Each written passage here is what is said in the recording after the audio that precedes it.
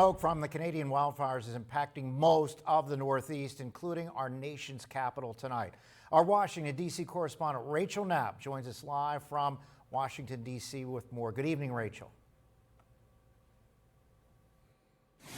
Good evening, Mike. So I'm inside the Capitol building because local health officials are encouraging people to stay indoors as much as possible, all because of the poor air quality. And when people come to Washington, D.C., they want to be outside, they want to take in all the sights, but some of those sights are a little bit harder to see just because of all the smoke.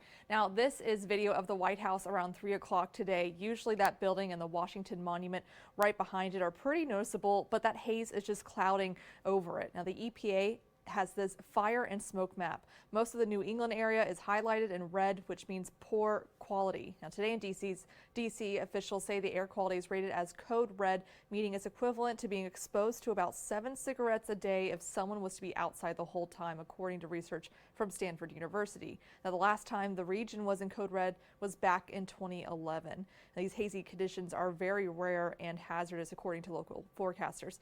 Senate Majority Leader Chuck Schumer took to the Senate floor this morning discussing the harmful impacts from the Canadian wildfires. He says these wildfires are unprecedented and adds that we cannot ignore that climate change makes these disasters worse.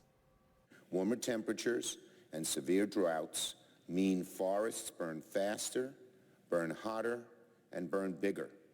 And the warming is happening at a faster pace in countries with higher latitudes. None of this is coincidence. This smoke and fog over New York and the rest of the Northeast is a warning from nature that we have a lot of work to do to reverse the destruction of climate change.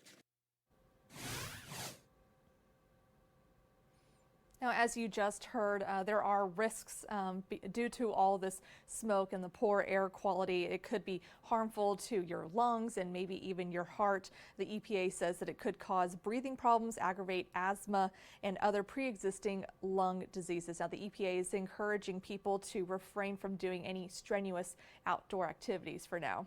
Mike, back to you.